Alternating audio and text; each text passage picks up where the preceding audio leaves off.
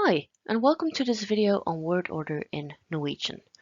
My name is Marianne, and today I will explain the word order in subordinate clauses, also known as lettsetninger, and also how subordinate clauses are connected to main clauses. To get a better understanding of the Norwegian word order, it is needed to have a good understanding of certain sentence elements, what function a word has in the sentence.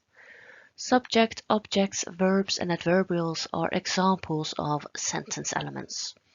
So let's go through them. First off, we have the verb. This is the action of a sentence.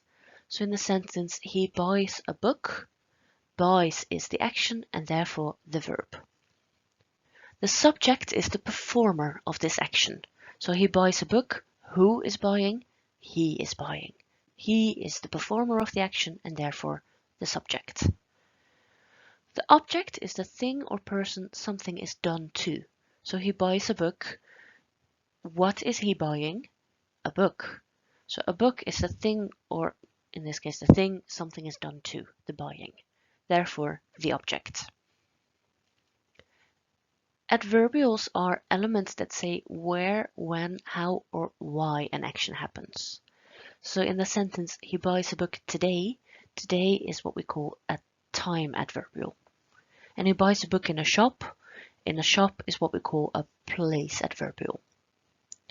We also have sentence modifiers, which are adverbs like ikke, kanskje, gjerne, heller, alltid, også. Adverbs that modify the entire sentence.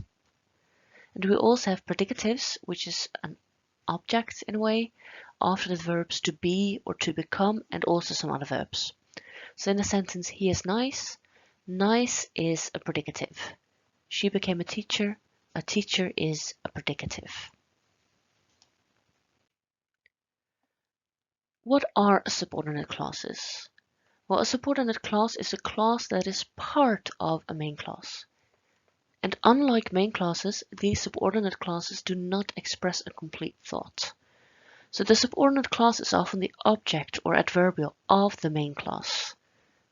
Så in the sentence Ulrik sier at han elsker å feire jul sammen med familien, the subordinate clause is the object. What is Ulrik saying? That he loves to celebrate Christmas together with his family. That he loves to celebrate Christmas together with his family, or in Norwegian, at han elsker å feire jul sammen med familien, that's the subordinate clause. In the second example, we have what we call a relative clause, which is a type of subordinate clause. The relative clause som han alltid spiller på is giving us some more information on the object, en guitar, that he is always playing on. The subordinate clause can be placed either at the beginning or at the end of a main clause. And when the subordinate clause is placed at the beginning of a main clause, then the two clauses are separated with a comma.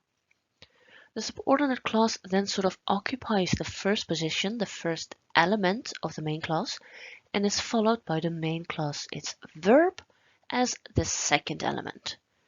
This you can see in the third and fourth examples. Notice how we have a comma after the subordinate clause når det snør, and right after this comma we have the main clause verb for and the main clause subject eri.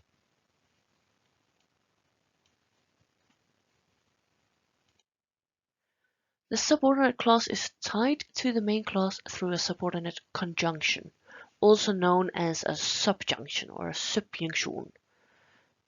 Such subjunctions are, for example, at, om, fordi.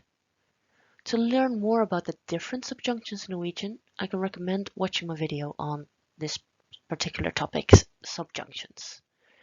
But the most important differences from main clauses and subordinate clauses is that the sentence modifiers come before the first verb in subordinate clauses. And also that the adverbial can only be the last element. As you can see in the first and second example, place and time, hjemme, på kino, i kveld, are at the end of the subordinate clause. and this is the only position they can be at. And each new subordinate clause is started with a subjunction and then followed by the subject.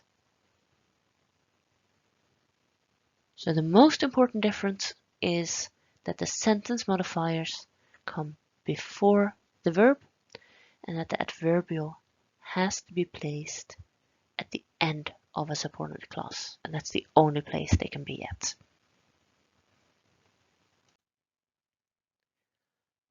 Here are some online exercises. You can use chapter 11 from the Praktisk Norsk 2 webpage. You can use chapter 15 from the På Vei webpage, or chapter 6 from the Norwegian on the Web 1 webpage. Sources used in this video are the book Bien Bergen and the webpage grammatikk.com.